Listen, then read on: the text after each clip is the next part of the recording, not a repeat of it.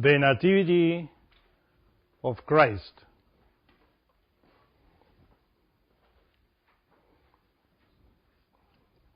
It is important for all of us to visualize, to understand, to comprehend what Christ is. Because there is a lot of mistaken interpretations, assumptions of what Christ is, and also what the Nativity is, which, as you know, is in this day and age is called Christmas. This Christmas or Christ word is rooted in the Greek language, which in Greek is written with a letter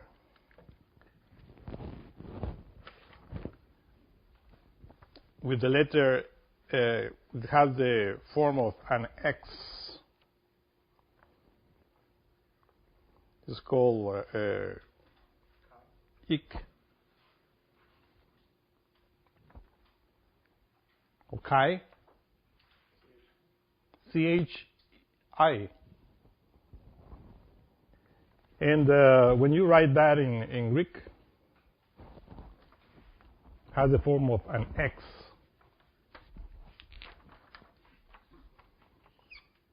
Which gives another hieroglyphic that is very often represented when you place a P, I guess it's like that, and the X. But really, the letter P, which which in Latin is P, is really the letter R in Greek. So when you write X and R, you are, of course, symbolically pointing the activity of Ra, the fire. Because the R is a symbol of the fire in activity. And that Ra, of course, as you remember, if you know, is related with the solar force. Among the Egyptian hieroglyphics or Egyptian myths, among Ra, or the god Ra, is of course the solar light. So this X and R, or X and P, as you see it in Latin way, is a very ancient symbol which describes what is that fire or that Christ.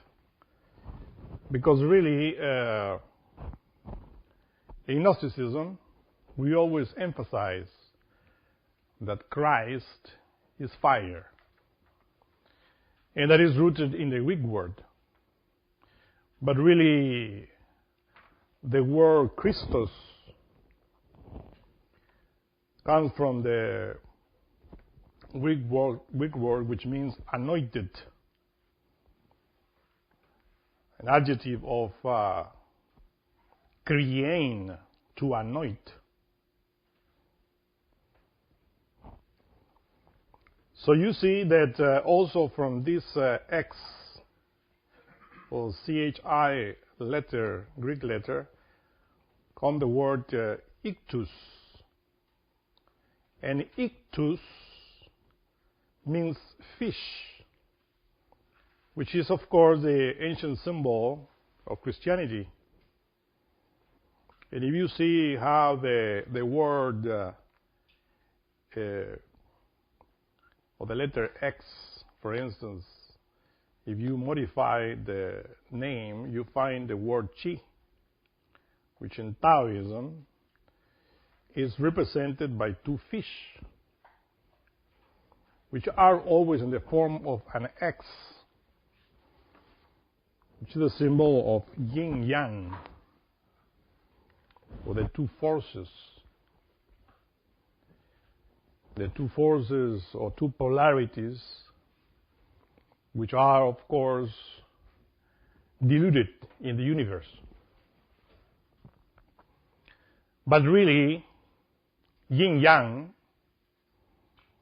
are the two polarities of the same energy, the chi or ki energy, represented in the X and P or XR or the Greek alphabet.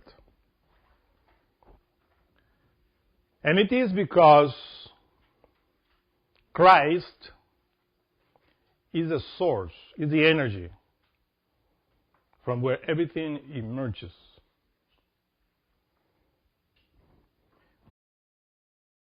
How everything is organized through many laws.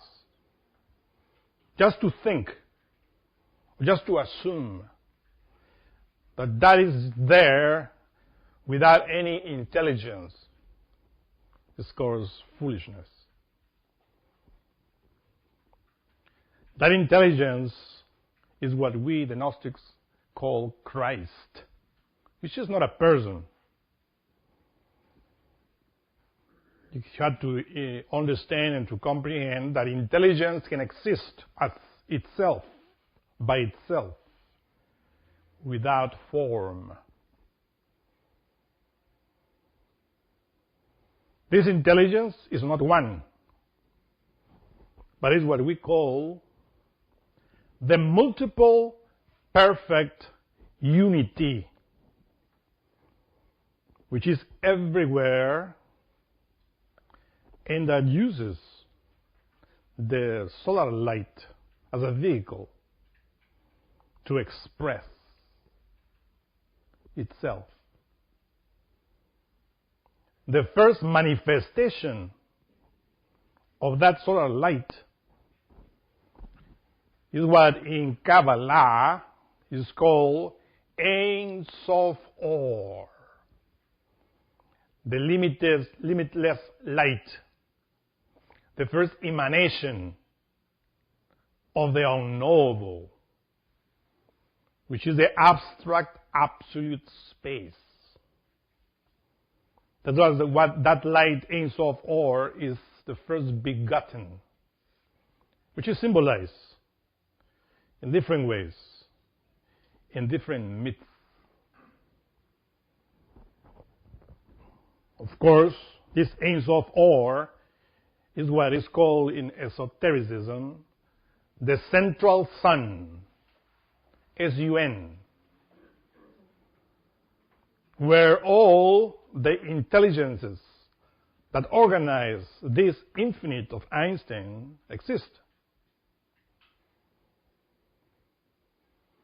Of course, in Kabbalah, we associate this with the first emanation of that Ein Sof, which is called Keter, and which is always associated with the infinite. And here, in that sign of the infinite, you find the first symbol or apparition of that hieroglyphic that we said, which is the X. That X, precisely in the very center of the symbol of the infinite, which is the eighth. The eighth, as you see, lying down, is a symbol of the infinite. And in the very center, I repeat, you find the X. And it is because from the Ein Sof emerges that light and appears in Keter, which is the infinite. But of course, it's not one as we think, because that infinite of symbol of the emergence of that light into the universe, into the infinite, occurs in every single unit in every single solar system. That is, we will say, the first birth or the first nativity of that we call Christ, which is, of course, a multiplicity, but intelligence. That intelligence, which is within the Ein Sof, expresses itself through many beings. Because, according to the tree of life, that light descends into all the sephiroth in order to form the different intelligences or beings that exist in the universe. But when you, in a state of ecstasy, you penetrate into that which is the Ein Sof Or, and then you discover there is nothing, but part of you is there. Because every single unit in the universe has a particle of that within the Ein Sof. But only those that self-realize themselves, that awake all of those inner possibilities, are aware of how that light emerges and returns according to the sign of the infinite into the Ein Sof Or, which I repeat is called the central sun. That's the intelligence of the infinite, which acts everywhere. That's why we said his circumference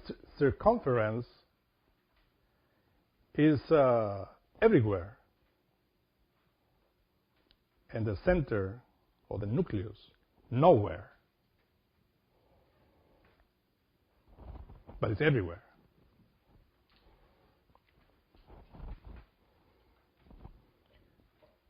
The intelligence of the Ein Sof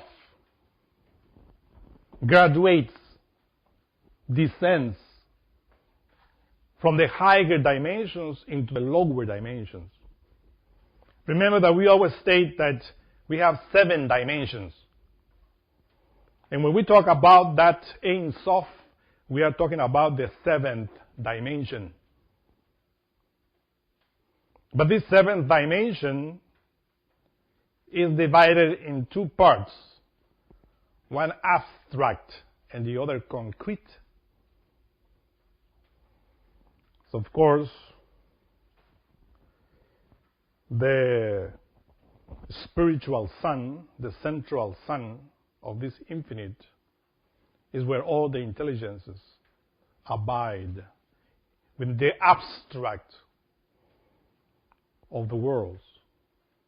No telescope can find, for instance, the Ein Sof Or, that central sun. But in the state of ecstasy, the consciousness can see it, because it's beyond the 3-dimensional world.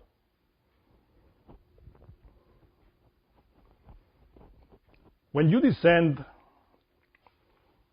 and study only one part of that infinite, which in this case will be a galaxy,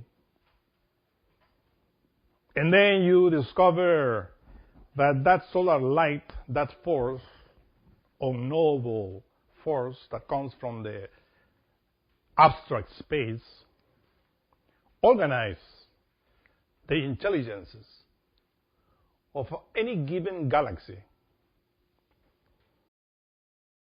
around the sun Sirius, physically speaking.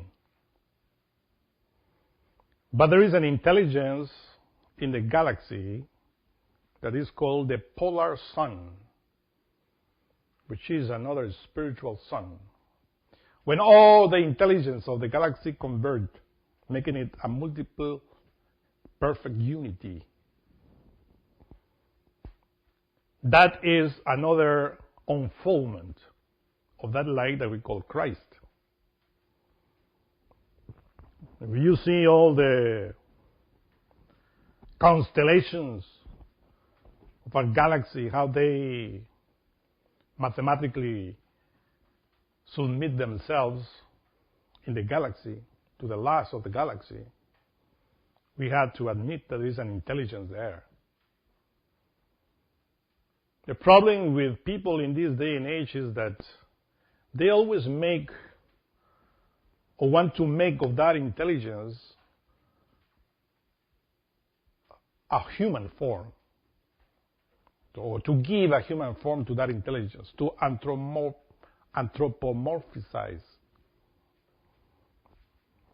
You see, anthropos is human being in Greek, and formos or morphos, to give form of a human to that which has no human form. The intelligence that organizes all the intelligences of this Milky Way is called the polar sun, which is located in the seventh dimension. In ecstasies also, you can visit the polar sun. And many myths, many cultures study that, because from there, from that polar sun, is how all of this galaxy depends. Any initiate that want to enter into the mysteries in the internal worlds of the galaxy have to go directly to the polar sun, which we will say is the headquarters of that Christic intelligence. So that is another aspect, of course, of Christ, which every galaxy has its own particular polar sun or intelligence. But physically, as I said, we also state that all the stars of this galaxy rotate around Sirius. But there are many laws ignored by the people of the earth in relation with the universe, because unfortunately scientists, astronomers only study the universe from the three-dimensional point of view, ignoring that the universe has 7 dimensions, and that the intelligence that governs all of this vast universe abides always in that 7th dimension, or within the unfoldments of that solar force that we call Ra, Christ, Allah, or different names. Ingri is how we call it in Christianity, which means ignis natura renovatur integra. Because you know that our sun is a vehicle of Christ. It's a vehicle of that solar light. As many. It's a vehicle of Christ. But there is another intelligence that is not seen by the telescope, which is called the equatorial sun. The equatorial sun, which is the spiritual sun to which constellation refers or are submitted to. In that equatorial sun, we find, for instance, that which we call the astral sun. The astral signature of that astral light in his descension. Every constellation is submitted to different intelligences. So you see how that intelligence that we call Christ is multiple. That's why it is symbolized in Buddhism with that Avalokiteshvara, having many hands, but it's always the same intelligence. Avalokitesvara, with many hands, symbolize the multiplicity within the unity. The intelligence of the equatorial sun, the spiritual sun, the astral sun, obeys the polar sun, and the polar sun to the central sun. And this is how that same light organizes all the universe. Of course, if we take only our system, and then we find the intelligence that organizes this system in the very heart of the sun. So therefore, if we, for instance, want to know about the constellation of the Pleiades to which this sun belongs, we have to go directly to the heart temple of the sun. And from the heart temple of the sun to the equatorial sun, and from the equatorial sun, if we want to know about the galaxy, we go into the polar sun with the same light, with the same electrons, same force. And we can go beyond to the central sun, which is the Ein Sof Or. And then we see how that ray of creation descends in different levels through the suns, through the stars. That's why it is written that Christ, the X, is crucified in every single cosmic unit. Here, for instance, if we said, okay, let us go now into the planet Earth. And then we discover that the planet Earth is a planet that sustains its life from the solar light of our sun. And then we discover that all the life that exists on this planet exists thanks to that solar light that is wisely organized everywhere. It rotates around the Earth, and that takes 365 days. But during the rotation, the 4 seasons happen: spring, summer, fall, and winter. And then we see how that solar light organizes the life of this planet Earth through the 4 seasons. And if we place every season in the very end of the X, of the lines of the X, and then we understand how Christ is organizing the life of the planet by his rotation around.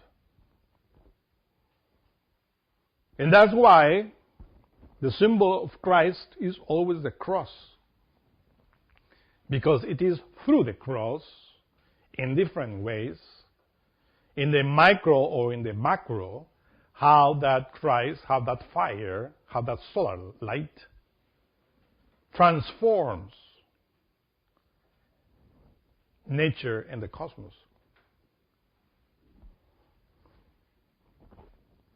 In this planet Earth, we celebrate the nativity of that solar light the 25th of December. And of course, when we investigate many myths or different masters or avatars, messengers that came to this humanity, we discovered that many of them coincide with the date, 25th of December, the date of their birth. And it is because it is not related to their physical birth, but is related to the spiritual development.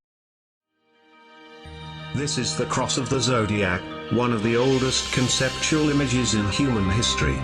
It reflects the sun as it figuratively passes through the 12 major constellations over the course of a year. It also reflects the 12 months of the year, the 4 seasons and the solstices and equinoxes. The term zodiac relates to the fact that constellations were anthropomorphized, or personified as figures or animals. In other words, the early civilizations did not just follow the sun and stars, they personified them with elaborate myths involving their movements and relationships. The sun, with its life-giving and saving qualities, was personified as a representative of the unseen creator or God.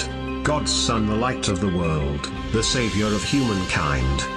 Likewise, the 12 constellations represented places of travel for God's Son and were identified by names, usually representing elements of nature that happened during that period of time. For example, Aquarius, the water bearer, who brings the spring rains. This is Horus. He is the sun god of Egypt of around 3000 BC. He is the sun, anthropomorphized. And his life is a series of allegorical myths involving the sun's movement in the sky. From the ancient hieroglyphics in Egypt, we know much about this solar messiah. For instance, Horus, being the sun, or the light, had an enemy known as Set. And Set was the personification of the darkness or night, and, metaphorically speaking, every morning Horus would win the battle against Set, while in the evening, Set would conquer Horus and send him into the underworld. It is important to note that dark versus light or good versus evil is one of the most ubiquitous mythological dualities ever known and is still expressed on many levels to this day. Broadly speaking, the story of Horus is as follows. Horus was born on December 25th of the Virgin Isis Mary. His birth was accompanied by a star in the east, and upon his birth he was adored by 3 kings. At the age of 12, he was a prodigal child teacher, and at the age of 30 he was baptized by a figure known as Anup and thus began his ministry. Horus had 12 disciples he traveled about with, performing miracles such as healing the sick and walking on water. Horus was known by many gestural names such as the Truth, the Light, God's Anointed Son, the Good Shepherd, the Lamb of God, and many others. After being betrayed by Typhon, Horus was crucified, buried for 3 days, and thus, resurrected. These attributes of Horus, whether original or not, seem to permeate many cultures of the world, for many other gods are found to have the same general mythological structure.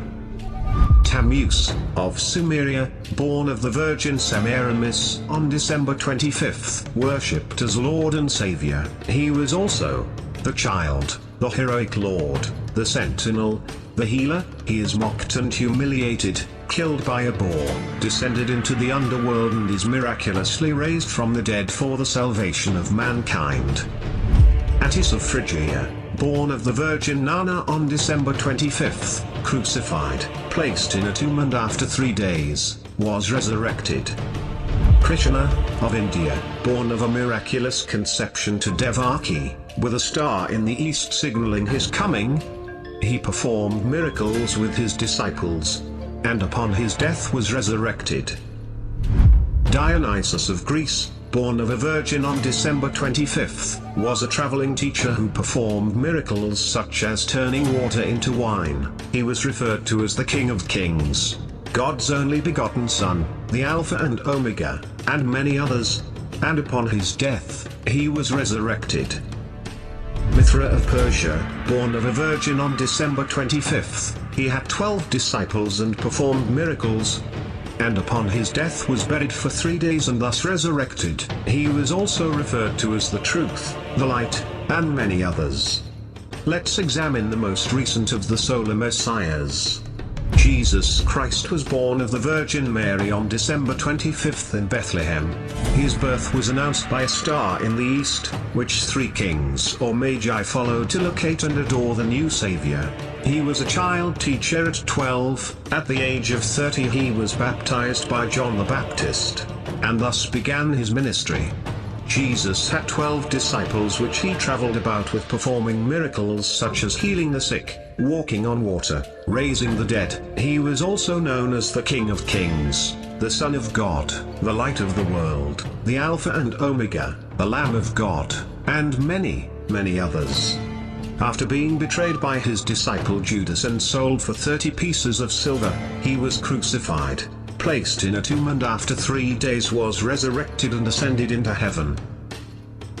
First of all, the birth sequence is completely astrological. The star in the east is Sirius, the brightest star in the night sky, which, on December 24th, aligns with the three brightest stars in Orion's belt. These three bright stars in Orion's belt are called today what they were called in ancient times, the Three Kings. The Three Kings and the brightest star, Sirius, all point to the place of the sunrise on December 25th. This is why the Three Kings follow the star in the east, in order to locate the sunrise, the birth of the sun. In the sign of Sagittarius, the Archer, at the approach of the winter solstice. Now, probably the most obvious of all the astrological symbolism around Jesus regards the 12 disciples. They are simply the 12 constellations of the zodiac, which Jesus, being the sun, travels about with. In fact, the number 12 is replete throughout the Bible.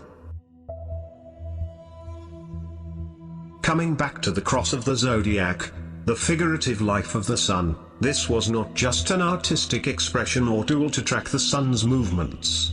It was also a pagan spiritual symbol, the shorthand of which looked like this. This is not a symbol of Christianity. It is a pagan adaptation of the cross of the zodiac.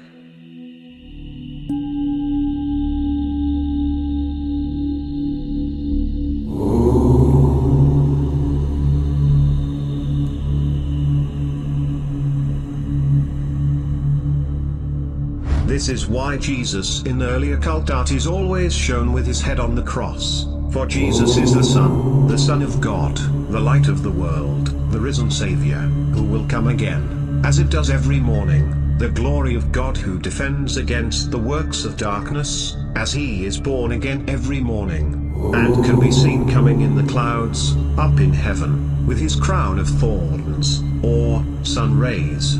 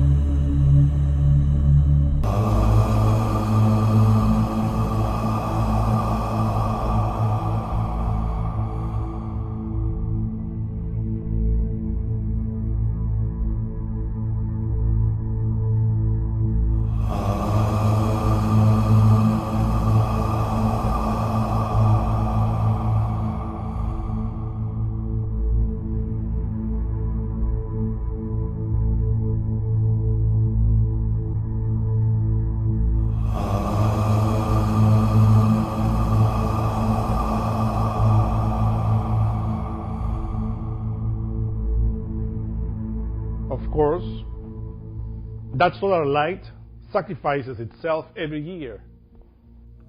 The North Pole, precisely, is that vertex, or that chakra, we will say in Sanskrit, that brings the energy into the earth. It's a Sakura transformation. That's why you find in different myths, especially in the Nordic myth, how they state that everything comes from the north. Asgard is in the north. In this day and age, for instance, you find the symbol that is very, very, very vulgarized of Santa Claus, which Hollywood make money with it, which is a symbol, of course, very ancient, that unfortunately was taken by Coca-Cola in order to make business. But that symbol is very ancient. Santa Claus, of course, exists as Christ exists, but it's not a person. He's not a long-bearded old man, as many think.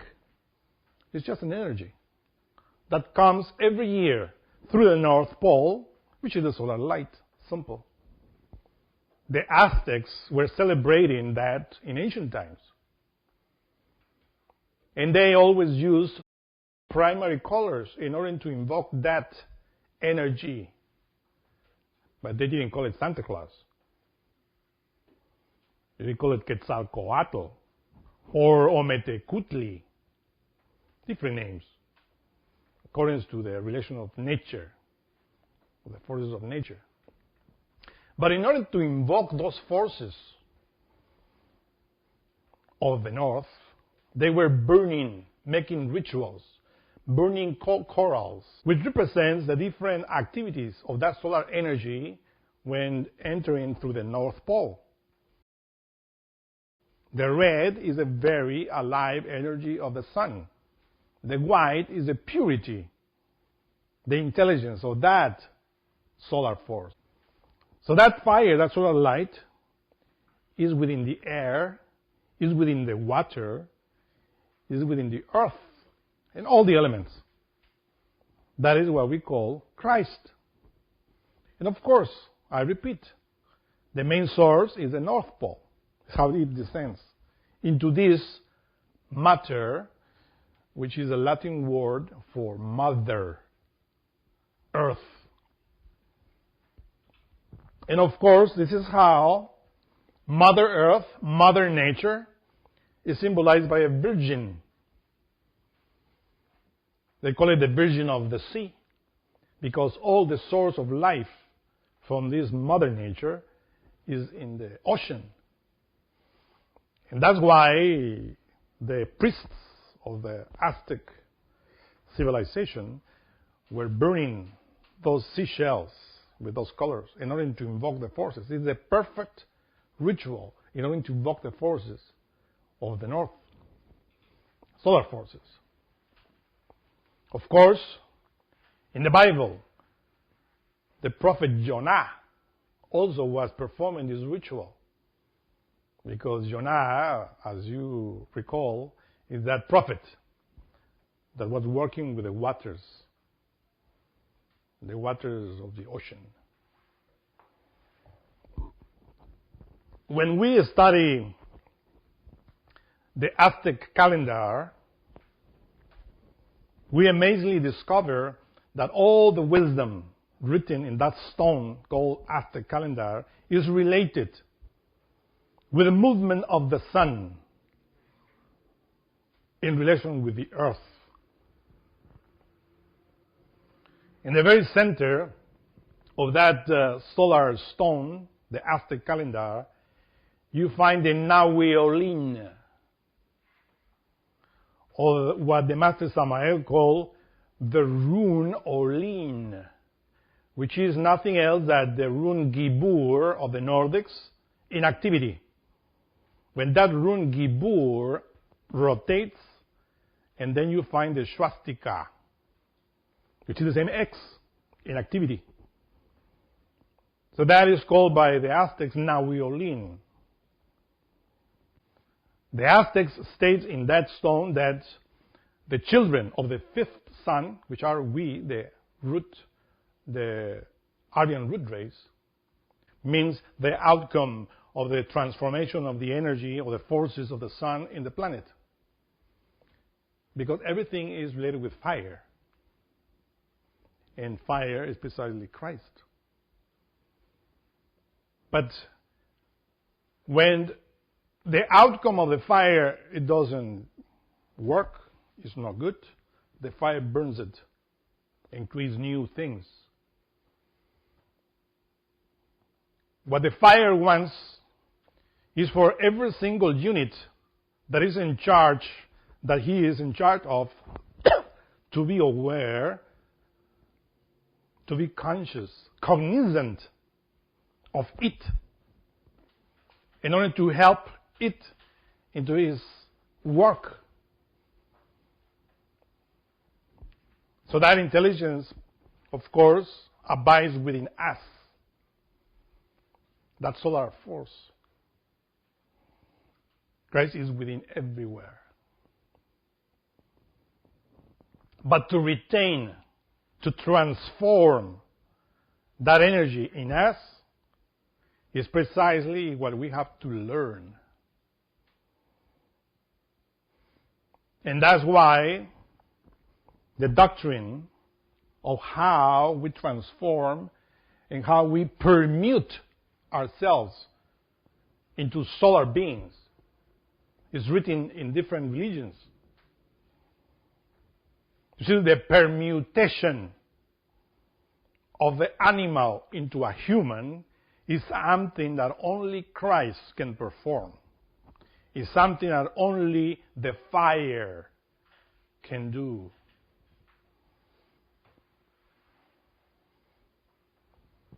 And of course, that fire, as you know, abides, transforms into the body as a creator, and dwells in their sexual glands. And that's why the great arcanum, the secret of secrets, sexual magic, is a way in which Christ works with. Paul of Tarsus stated in Galatians, the chapter 3, that to Abraham was given all the promises, and to his seed. And he says, but it's not written into his seeds as of many, but only as one, to your seed, which is Christ. And of course, that's why people mistake and think that that seed or the generation of Abraham into this David and to etc., will become Jesus Christ, the Messiah. Without investigating deep into this, because Christ is not Jesus of Nazareth, even though he incarnated it, and it still is within him. But Jesus of Nazareth, the master Aberamentho, that came to this planet Earth in order to represent the drama, this cosmic drama, and of how we incarnate and permutate ourselves into solar beings. He came in order to represent that, to show us physically how to do it. And people misunderstood the message and thought that he was the only one. We will fall into the same mistake if we think that Buddha Gautama Sakyamuni is the only one and the only Buddha. There's no more Buddhas. If we understand that Buddha Gautama Sakyamuni came in order to represent the way in order to become a Buddha, and that each one has his own Buddha within, then we understand that Christ is a fire, is an energy that is within everybody, and that we have to awake that energy and to develop that energy, and Jesus of Nazareth came in order to teach us how. But he is not the only one that did that transformation. Many masters in the past performed that transformation in themselves. But humanity didn't know. Because in order to receive the knowledge, in order to Christify yourself, or to become a solar man, you needed to awake your consciousness, to be aware of certain elements that you have within. And you had to pass many tests in the College of Initiates in order to receive the clue. And when you were doing it, you were always having enough in order not to publish, not to talk in public about the secrets. So the 25th of December exactly, in this planet Earth, starts the moving of the sun, of the solar light, towards the north. So the sun already is in the south. Now it's going to start. The 25th of December is going to start his movement towards the north, to the North Pole. And that's why the 25th is when Santa Claus comes. Well, that solar light starts again to bring a new spring, little by little. And when the sun moves and passes the equatorial zone from south to north, and then we celebrate the crucifixion, which sometimes falls in March, sometimes in April. But that is the crucifixion of the solar light, of the solar force in the planet, in nature. And that is a drama that repeats, I repeat, every single year. Whether you are Christian or an atheist. Because there are many atheists in this day and age that say, I don't believe in that. So anyhow, they receive that solar bless every year, whether they believe it or not. Because the sun, whether we believe it or not, will begin its journey the 25th of December to the north, equatorial zone, and we give life, no matter who you are or which religion you believe. That solar light will give you life again and again and again and again. That is sacrifice of the Lord. And this is something that we have to understand and comprehend. It belongs to nature. It doesn't belong to any religion. The benefits of that sacrifice goes into your body, into your mind, into your psyche, into your spirit, if you know how. But commonly, the energy goes into your physical body and nourishes your physical body, and then you squander the energy in different ways. And that's the problem. Humanity doesn't know how to take advantage of that solar, that Christic force, in order to give life to themselves. There are many Christians now that call themselves Christians and that believe in the Bible and the Gospels, but they also squander the Christic energy, even if they love too much the Lord, because they think that they have to believe in Jesus. Jesus, of course, is a master that is discouraged with all of his followers, because none of them transmute the sexual Christic energy. They accept their teachings, but they don't practice them. In order for us to be born again, as Christ said through the lips of Jesus, we have to be born by the waters and the Spirit. The waters and the Spirit are the symbol of this thing that we are talking. The Spirit is the solar spirit of life that is called Santa Claus, and that comes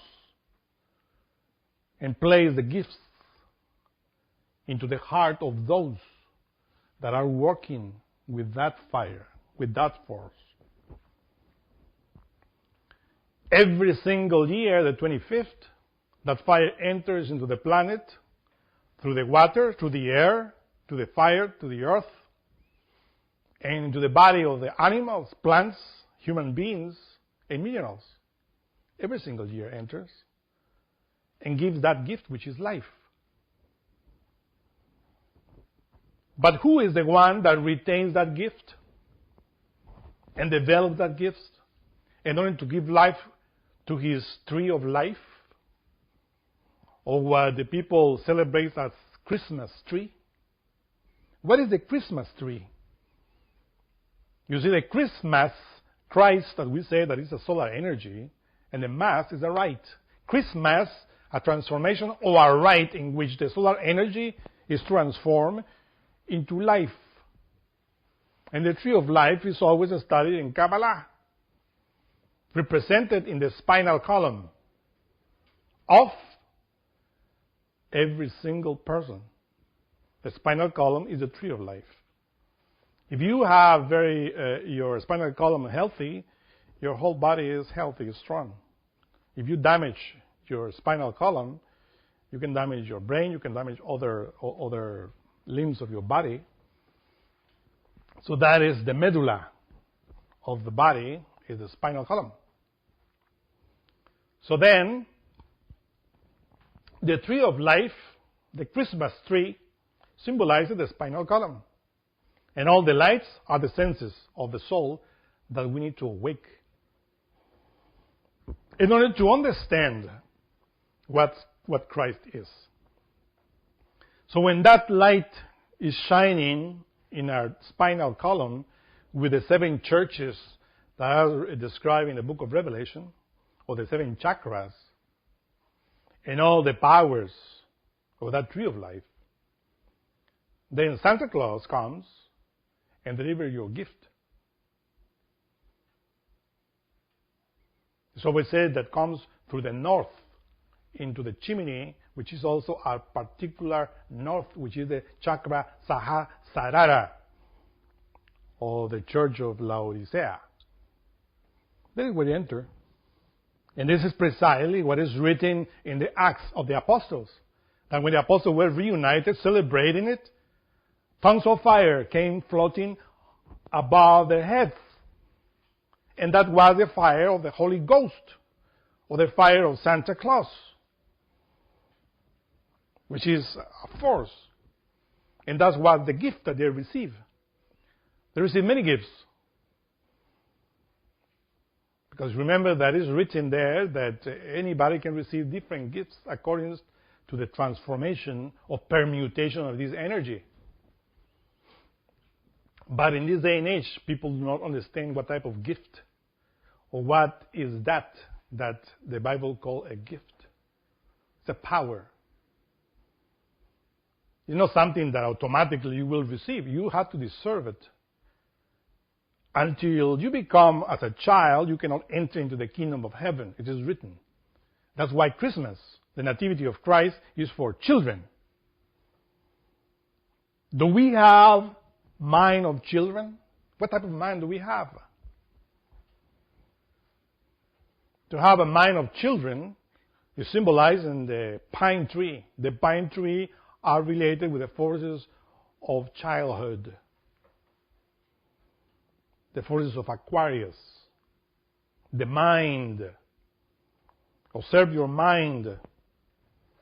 Is your mind innocent? Did you acquire that innocence in your mind? Only a Buddha had that type of mind. So that's why it's written that in order for Christ to descend on you, you have to be united with your own particular individual Buddha.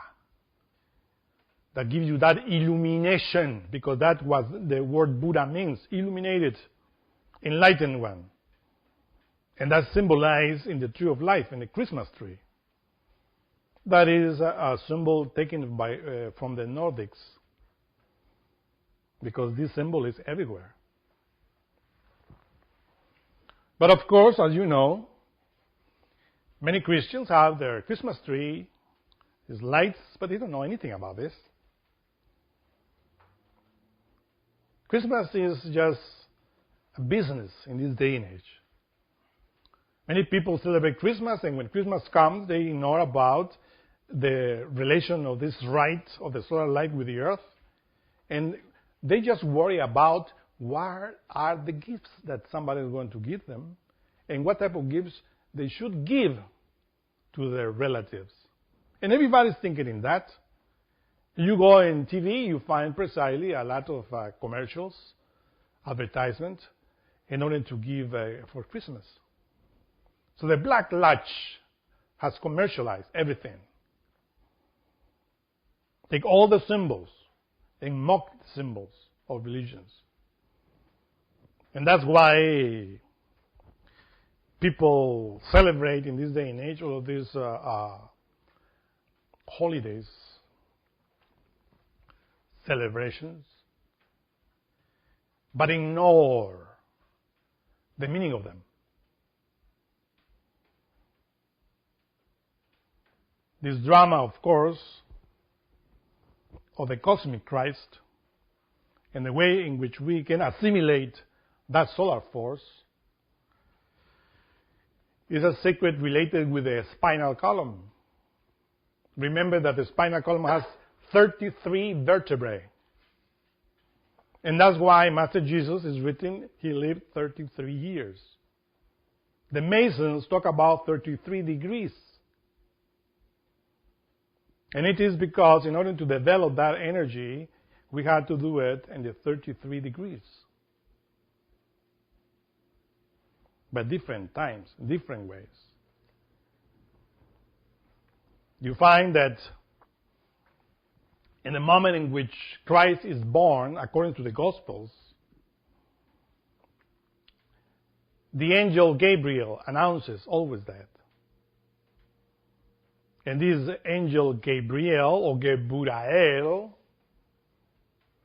represents the perfect man that has to appear within each one of us by knowing how to transform the lunar forces that mechanically act in the physical body. And of course, Mary, the mother of Jesus, represents Mother Nature. And as Mother Nature is in the planet Earth as well, Mother Nature is represented in our physical body. This nature in us has to become virgin. To become virgin is to become chaste, but not the chastity that people think or have the idea of. It's scientific chastity. When we enter into scientific chastity, and then our own matter, our own body, becomes virgin. And only a virgin can give birth to that light within. Do you understand that? That means that a fornicator, an adulterer, somebody that is squandering the sexual force is not a virgin. We're not talking here about that virginity that in this day and age people think. That is just related with the sexual organs. If you never had sexual act, you are virgin. If the woman has the hymen, is virgin. No, it's not that virginity. This is the virginity of the psyche, the virginity of the soul, in which we learn how to transform the sexual energy in scientific chastity. And this is how our polluted, sinful nature, sinful matter, becomes virgin. That's why it is represented in the Canon 6 of the Tarot. The whore and the virgin. But where are that virgin? What is that whore? Well, the whore is the physical body. Because we are polluting, prostituting, the physical body through our vices. Observe how we behave sexually. Obviously, there is not a single virgin in humanity. Sexual degeneration is even applauded. When somebody goes out and says, oh, I was this, I was that, and start talking about his or her degeneration, everybody says, oh, he deserves an applause because he is daring to talk about his or her degeneration. So everybody, of course, has within a whore. This is the physical body. We have to make it this matter to begin with the physical body to make it virgin. What it means to know how to save the sexual force. And not only the sexual force, but all the forces that enter into the physical body, the solar forces. When we learn that, and then our matter becomes pregnant with the fire that we call Kundalini. And that's just the first step. To awake the energy of the Kundalini is to awake Hercules. This is the symbol in Greek mythology. Heracles. Hera is the mother. And Kleos means the aura. Heracles means the aura of Hera, or the fire of Hera within the body. That's why it is written that when Hercules was born, when Heracles was born, Mercury took him. And that Mercury is precisely the symbol of the sublimation of the sexual energy. He took him to Hera in order to suck the breast of Hera and to give him immortality. And it's written that when Mercury put Hercules into the breast of Hera, the wife of Zeus, Jupiter, Hera was sleeping. And when she awoke and noticed that Hercules was sucking her breasts, she was angry and pushed him away. But Hercules already took a lot of milk, a lot of wisdom, a lot of knowledge, a lot of energy from nature. And it is written that that milk, because he was sucking the breast so strong that when he pushed him away, the milk sprouted out into the space and the Milky Way was born. Of course, the symbol, as you know, if you read that between parentheses, then you understand. The Milky Way, the galaxy, was born from the breast of Hera, a beautiful symbol of Christ, of the aura of the Divine Mother, nature, or cosmic Mother. So then, you have to understand and comprehend that. Do you worship the Divine Mother Mary? Are you Catholic? Or are you Hindu? You worship, for instance, the Divine Mother, Kundalini, Shakti. It has many names in Hinduism, different aspects. Do you worship the Divine Mother? Well, let's understand and comprehend the Divine Mother expresses itself to your matter, because that's what the physical body is, a matter. That's why in Kabbalah, Malkut is represented by a female aspect. And Malkut is a physical body. You want to receive Christ? Well, make of your physical body, of your Malkut, a virgin, means chaste.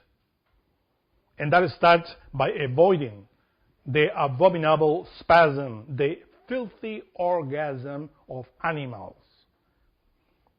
Because the animals cannot retain Christ, because they naturally, mechanically, instinctively fornicate. But we learn, we receive knowledge in order not to fornicate. If we transmute the sexual energy, and then our matter, our body becomes virgin. And from that virgin is born the child. That child that everybody worships and celebrates, the 25th. That child was born in Jesus. That child was born in Moses, in Buddha, in Krishna. That child is fire. That fire is Christ, the Son of God. All the first begotten, the first emanation of the unknowable divine, which is the abstract, absolute space that we can call it Father, cosmic Father, that has no shape, has no form. That is the first step. But that Christ has to be born not only in the physical body. That Christ has to be born in the vital body, astral body, or emotional body, mental body, body of will, body of the consciousness, and the body of the spirit. Those are the 7 steps that we had to take. And Christ as fire has to enter into every single body or every single part that we are. So the first matter that becomes virgin is the physical body, and then the vital body, and then the emotional body. So Christ has to be born within your emotions, within your mind, within your will. You know that phrase that is written, Father, if it's possible, take this cup of me, but not my will, but thine be done. That is only possible to utter if we receive Christ in our own particular will. What type of will do we have? That's the birth, the nativity of Christ, within the human being. It's in the steps. It's not like the common and ordinary Christians in this day and age think, the fundamentalists, that you just raise your arm and you said, I accept Jesus, and then Christ enters into you automatically. No, it doesn't enter. You have to become a virgin first. Christ was born from Mary, a virgin. It doesn't came like that. He needed a woman in order to be born. And of course, that woman was crucified as well. Or crucified herself as well. And of course, if Christ was crucified in the planet, or is crucified every year in the planet in order to give life, in order to resuscitate in all the elements, because after March or April, after the celebration of the crucifixion, you see how nature goes happily, full of light. The plant kingdom, the animal kingdom. In Europe, for instance, animals are in charge with sexual force, and they start to multiply. Because this is the only way that they do it, because they are not intellectual. They don't know anything about it.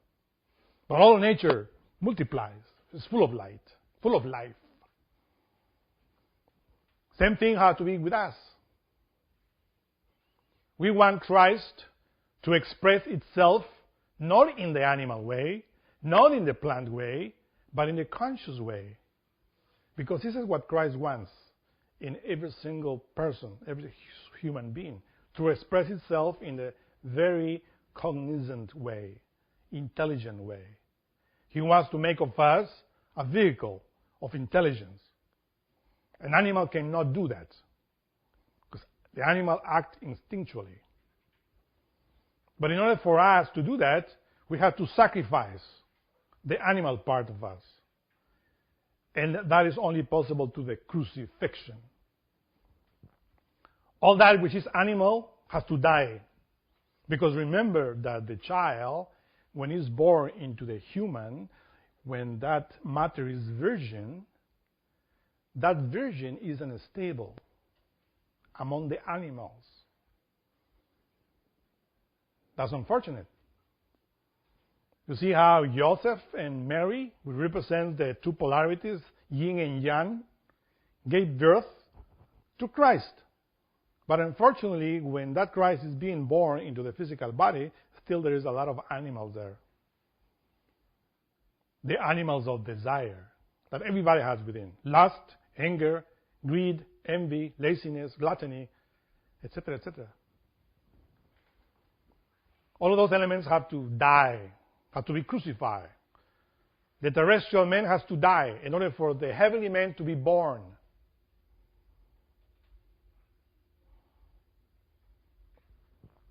And that, of course, is a process as well. Doesn't mean that you have to do it only in one time. You have to do it 7 times. You have to die in your animal behavior in the physical plane, in the vital plane, in the emotional plane, in the mental plane, in the plane of will, in the plane of consciousness, and even in the spirit. You have to become completely absorbed by that fire. Do you think that Jesus of Nazareth became Jesus of Nazareth just like that? He was working very hard in order to transform himself, as well as Moses and all the great prophets, avatars and masters. They worked hard in themselves. So that light was emerging little by little until they became the same light, part of it. And that is what is called to Christify yourself, to become a true Christian. It's a process. So the same drama that you see in nature, you have to repeat it in your own particular individual body, mind, and spirit. And then you understand what is the nativity of Christ. Christ has to be born in your heart.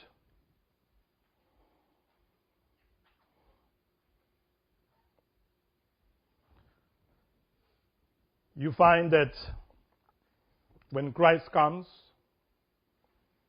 the shepherds come and receive the notice, the news, that the Lord is being born in the stable. People think that the shepherds that are written in the Gospels are people that were at that time taking care of the sheep. And they ignore that even in this day and age, those people that are taking care of other people, other souls, they're called pastors. Pastor is a Latin, Spanish word for shepherd. So if you want to receive the birth of the Lord in your heart, you have to be a shepherd. In other words, you have to work for Him. You have to spread the word, the real knowledge. To become a shepherd is to become an instructor, to become a missionary. There are different levels of shepherds. That's why in the Bible is written that the shepherd David became the king. Moses was also a shepherd. And Jesus is represented as being a shepherd as well. It's a symbol of those that work for the good of humanity. You see how the shepherd takes care of the sheep?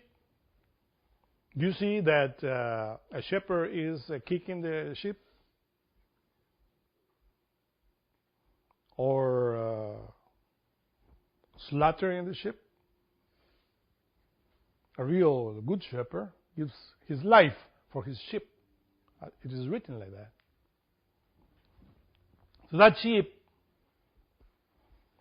of course, or those sheep, are the representation of the soul. The animal soul of good people that wants to become human. So in other words, the shepherd is a human, and the sheep is an animal. The symbol of that is simple, that the shepherd is already in the level of human being. That shepherd reached the level of Tifereth, the level of mastery. And as a shepherd, he's dealing with sheep, with those souls that still are not in that level, but are meek souls that are really following the word of the Lord. And at that time, of course, there were many of them that were working with the souls of people that were still intellectual animals. The angel appears to them and said, "You are shepherds. So there's good news for you. Because you are working for the souls, now the Lord is coming and being born within you in another level, as light." And then there are happiness. In Bethlehem, or in the house of the bread of wisdom. And that Bethlehem is Belen, the pineal gland. This is where the Lord is being born. And that little city of Bethlehem is a pineal gland which is surrounded by other cities of Judah, the brain, which are, of course, the mind of Jerusalem, the mind, but you find all of those defects, vices, and errors that we have in abundance. So all the people, the mind, are here in the brain, but in the middle is the pineal gland. the smallest of all the cities where the Lord is being born. And that is the symbol of the shepherds that come to celebrate the birth of Christ. The same has to happen within us, in different levels. And what about the three wise men? The same symbol. But these are the same shepherds that are already dressed with the Lord, with the light, with the solar bodies. 3 steps. Wise men. Wise comes from the word wisdom. Wisdom in Hebrew is chokhmah. Chokhmah is the second sephirah, which is attributed to the most beautiful atoms of that energy that we call Christ. So chokhmah, Christ, wisdom, makes a wise. To be wise is to have Christ within. So the 3 wise men are 3 steps or 3 categories, 3 degrees in which we incarnate the Lord. In other parts, they are represented with a crown. Crown in Hebrew is keter, the Father. The crown of life is Christ. They are being crowned already, meaning that they are kings, as David, as Solomon, because Christ is within. They are anointed by fire. That is what we call Messiah. Messiah is the same as Christ, or an avatar. Somebody that is a vehicle of the solar light. Christ expresses itself everywhere. So that's why these 3 wise men are 3 levels in which Christ expresses itself within those that are already walking on the path. A black wise man, a yellow wise man, and a white. The 3 colors of alchemy. A diamond soul. You see, a diamond soul, this stone, is also related to the sun. So to have a diamond in your finger or in your necklace is easy. But to make of your soul a diamond, that's very difficult. To make of your soul a diamond is to possess the philosophical stone. To be a resurrected master that with dominion over the 4 elements. Because you are, of course, in the very center of the cross, of the X. And from that very center, you command the water, the air, the fire, and the earth. Because you are the vehicle of that light, which is in the center of the sun, in the center of the earth. So there is the Nativity of Christ. It is a graduation, a system of awakening the solar powers that are latent within each one of us.